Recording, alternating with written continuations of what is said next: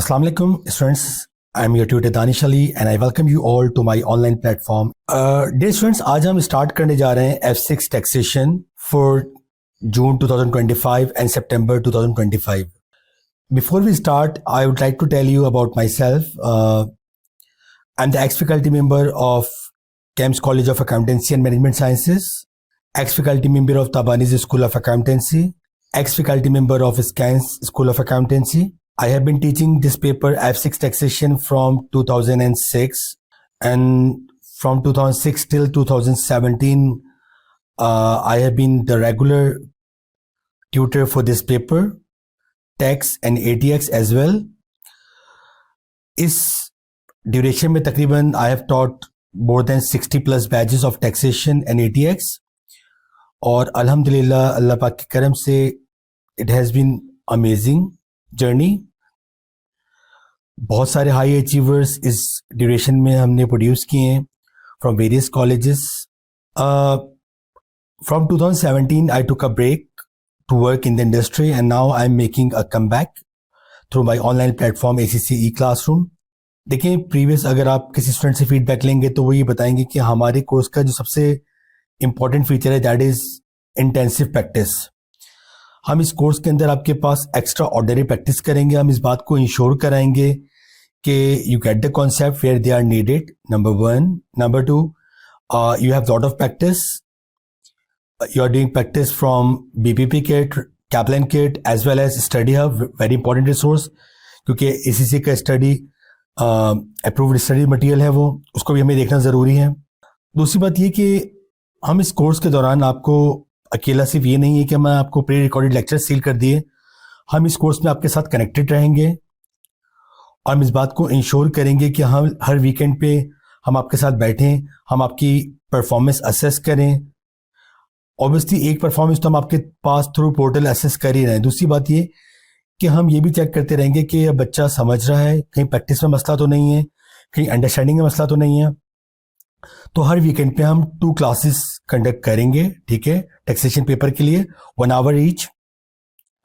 तो it's basically hybrid session, 100% pre recorded lectures plus आपके पास weekly online class with the tutor. जी students, let's start our topic, basic income tax computation. इस topic में आपको मैं ओवरऑल जो यूके टैक्स है उसका एक आइडिया भी दे पाऊंगा और आपको समझा भी पाऊंगा किस तरह हमारे पास टैक्सेशन के पेपर में कंप्यूटेशंस होती हैं, इनकम क्या क्या होती है, बेसिस क्या होती हैं, उन तमाम बातों को हमें पढ़ना है. चैप्टर का नाम है हमारे पास basic income tax computation. Basic income tax computation, जैसे नाम से समझ में आ रहा है इस टॉपिक का हमारा ऑब्जेक्टिव क्या है. हमारा ऑब्जेक्टिव ये है कि हम ये देखना चाह रहे हैं कि अगर एक इंडिविजुअल है जिसने ड्यूरिंग द ईयर बहुत सारी इनकम अर्न किए हैं या रिसीव किए हैं, उस इनकम पे वो कितना टैक्स बियर करेगा. यहाँ पे हमें क्या सीखना है कि अगर एक इंडिविजुअल है जिसने during the tax year various income earn किए या रिसीव किए तो उस इनकम पे कितना टैक्स बियर करेगा. That is the objective of this chapter. हमने कहा ठीक है, यही बात यहां पे भी लिखी है. Individual is assessed to income tax based on their income arising in tax year. Sir आज के बाद से आप अकाउंटिंग पीरियड भूल जाएं फॉर टाइमिंग, कुछ अरसे के लिए हम आपके पास फोकस करेंगे किससे बेटा, टैक्स ईयर पे. सर जिस तरह हर कंट्री के अंदर आपके पास अपना एक अलग फिस्कल ईयर होता है, टैक्स ईयर होता है, इसी तरह यूके के अंदर भी आपके पास टैक्स ईयर है और टैक्स ईयर रन करता है 6 April to 5 April. 6 April to 5 April. Sir क्या कहना चाहते हैं? फॉर एग्जाम्पल अगर मैं कहूँ हमारा करंट टैक्स ईयर क्या है, दैट इज 2024-25, और वो कहाँ से स्टार्ट होगा, 6 अप्रैल 2024 से लेके 5 अप्रैल 2025. सर फॉर एग्जाम्पल अगर मैं कहूँ आपके पास 6/4/22, 5/4/23, तो ये हमारा टैक्स ईयर हो जाएगा 22-23. सर क्या डेज के होने की वजह से कैलकुलेशन डेज में होगी? कहने को 6 अप्रैल टू 5 अप्रैल, लेकिन ज़्यादातर कैलकुलेशन हमारे पास मंथ वाइज हो रही होती है, ठीक है. यानी अगर मैं कहूँ राउंडिंग ऑफ करके तो हम कहेंगे अप्रैल टू मार्च, अप्रैल टू मार्च.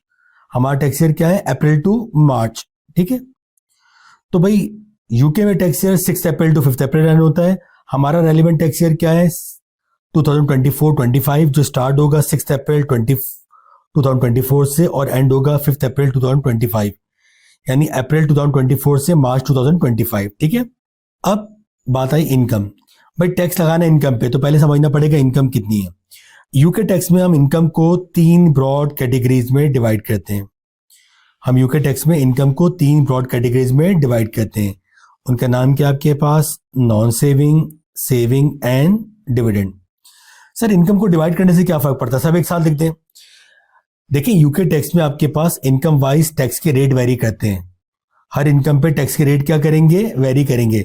इसीलिए हमारे लिए जरूरी है कि इनकम को राइट हैंड में क्या करें बेटा? क्लासिफाई करें। सबसे पहले आपके पास क्लासिफिकेशन अगर हम बात करें, सेविंग इनकम। कौन सी इनकम बेटा? Saving income. सेविंग इनकम कहते हैं बेटा इंटरेस्ट इनकम को। आपने कहीं पे पैसे डिपॉजिट कराए और उस पर आपको क्या मिल रहा है बेटा? इंटरेस्ट मिल रहा है, तो that will be saving income. Sir कहाँ डिपॉजिट कर सकता हूँ? जनरली बैंक में कर सकते हैं। हमारे पास कुछ फाइनेंशियल इंस्टीट्यूशंस होते हैं, जैसे आपके पास अगर मैं बात करूँ पाकिस्तान में नेशनल सेविंग सर्टिफिकेट्स होते हैं, वहाँ पे इंटरेस्ट आपको मिलता है।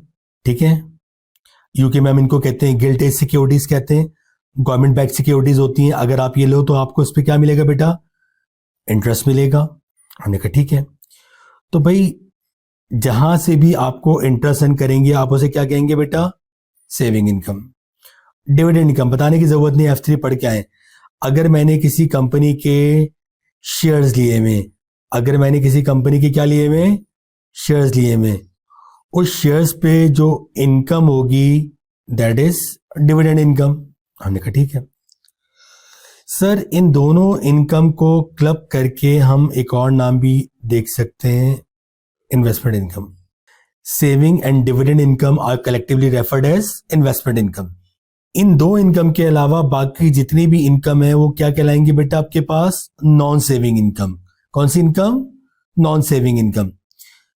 सर अगर मैं इसको डिफाइन करना चाहूं तो इसमें इस तरह डिफाइन कर सकता हूं, कोई भी ऐसी इनकम जिसको अर्न करने के लिए आपको किसी तरह की कॉन्टिन्यूस एफर्ट या सर्विसेज देना पड़े, उसे हम क्या कहेंगे बेटा? Non saving income.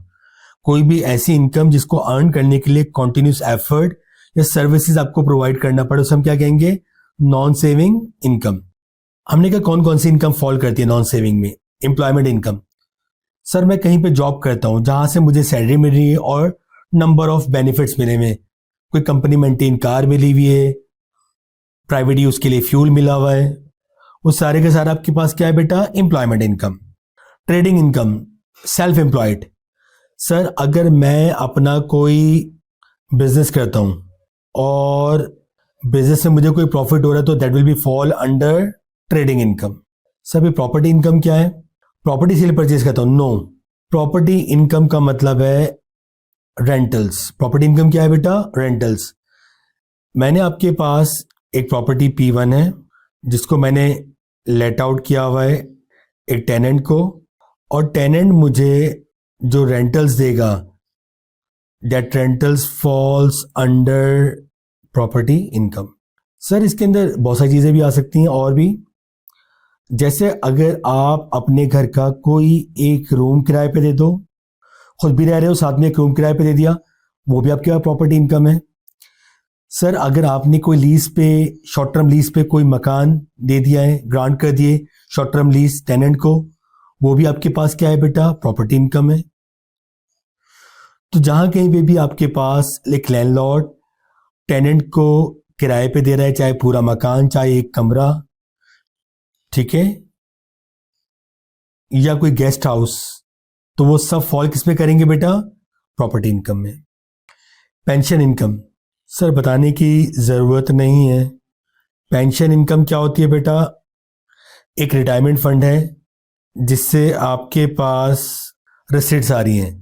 पहले आपने इंडिविजुअल ने क्या किया था, जब तक वो जॉब कर रहा था वो इस फंड में कंट्रीब्यूट कर रहा था, कुछ अरसे बाद उसको फंड से रिसीट्स मिलना शुरू हो गई, तो वो उसकी क्या बन गई बेटा? Pension income. तो बात सर ये समझ में आई इनकम की 3 broad category, saving, interest income, dividend, shares आपने बाई किए हुए हैं। नॉन सेविंग, आप कहीं पे जॉब करते हो, आपका अपना बिजनेस है, या आपने मकान किराए पे दिया हुआ है, या आपको पेंशन से फंड मिल रहा है, ठीक है, पेंशन से पैसे मिल रहे हैं, वो सब आपके पास क्या है बेटा, नॉन सेविंग इनकम। अच्छा, एक कॉन्सेप्ट हमारे पास टैक्स में बार बार पढ़ेंगे, exempt income, tax free income. Income तो होगी लेकिन उस पर कोई टैक्स नहीं लगेगा। इनकम तो है लेकिन उस पर कोई टैक्स नहीं लगेगा, ये आपको याद करनी होती है, ठीक है। Certain income in tax do not attract tax and hence referred as exempt income.